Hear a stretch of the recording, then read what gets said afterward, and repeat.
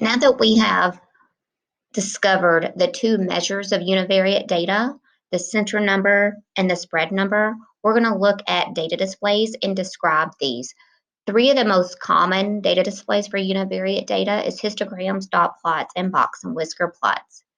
Each of these has pros and cons. For a histogram, remember that it is a bar graph with no gaps.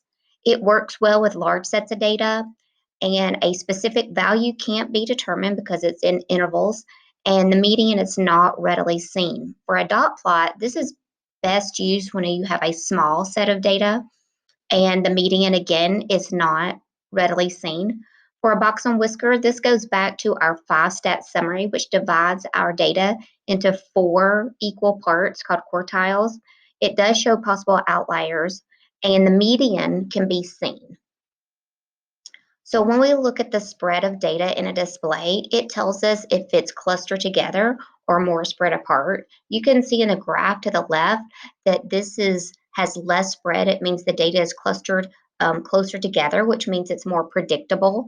We can see that the range is 5, where the graph on the right is more spread apart. It's not as predictable, and the range for this would be 9. An acronym that you need to make sure that you get in your notebook is SOX.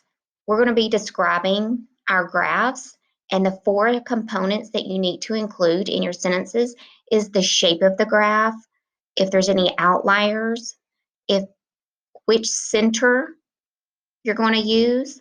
Remember, you're going to use the mean if there's no outlier and the median if there is an outlier. And then you're going to determine which measure of spread to use. If you're going to use MAD, that means there was no outlier. If there is an outlier, you're going to use the IQR. Remember, median and IQR are resistant measures. They are not affected by an outlier like the mean and MAD are. So the 2 things that we're going to look at when we're describing the shape of our graph is the number of peaks and its possession of symmetry. So a peak is just the local maximum, and you can clearly see it's higher in a certain section of the graph. So if you have one clear peak, like our first example of our graph, you can see there's one clear peak here, that these golf scores from 74 and up, you can see that there's more golf scores in this bucket. So that would be unimodal. If you have 2 clear peaks in our second example, that's called bimodal. And then our last example, it is unimodal, but it's also at the same time symmetrical too.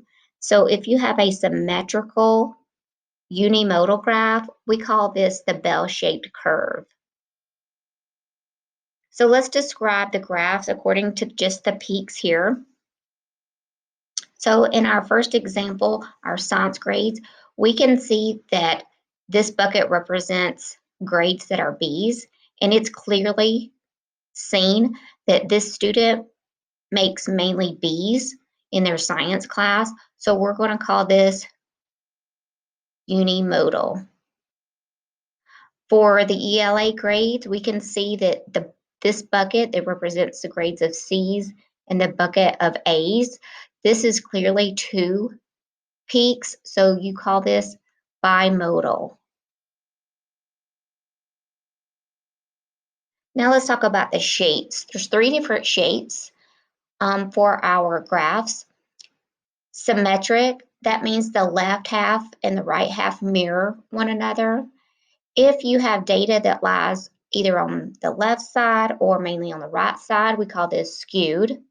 And then if all the data is pretty much the same, we call this uniform. Now let's look at this individually. So again, please make sure you get these shapes and definitions and descriptions in your notebook. So both of these graphs are considered symmetrical. They mirror each other on the left and right side. The one on the left is called bell-shaped that we just kind of talked about. It's also called the normal curve. You'll hear bell-shaped a lot if you've not heard that already. And since it's symmetrical, there's going to be no outliers. And so the best measures would be mean and mad. So when you have a symmetrical display, make sure you remember to use the mean or mad measures. This U-shaped is just like the inverse of the bell-shaped curve, and so it just looks like a U. And again, left and right side mirror each other. And the mean and mad are the measures that you'll use for the center and the spread. Now let's look at the data that's skewed right. Now, make sure you write this down along with the graph. Skewed right means most of the data is on the left side, but you do have a tail that pulls the data up and it goes in a positive direction to the right side. So that's why it's called skewed right. Most of the data is on the left, but you have some values pulling it and skewing it a little bit and pulling it to the right side.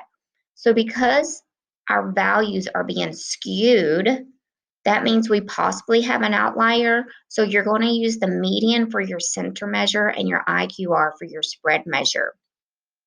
The other thing that you want to make sure you write in your notebook is this statement right here.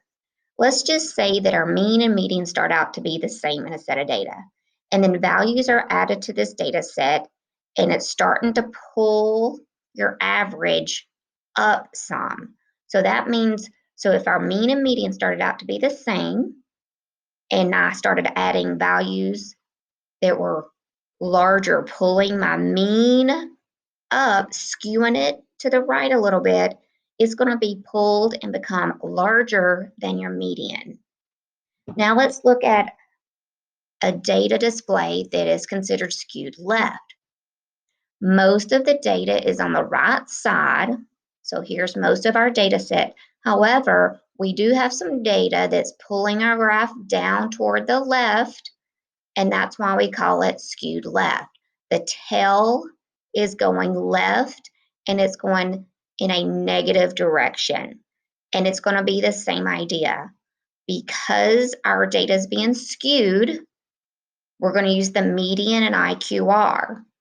So this time, the mean is going to be pulled lower than the median. So the mean is less than the median when we have data that is skewed left. So again, make sure you have all of this that I'm underlining in your notebook.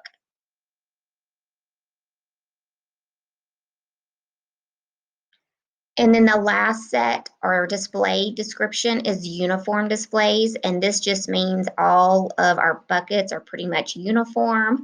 All our centers would be the same, median mode would all be the same, and our spreads would be the same. So here, again, I would use the mean and the mad, and our mean and median will be equal to each other.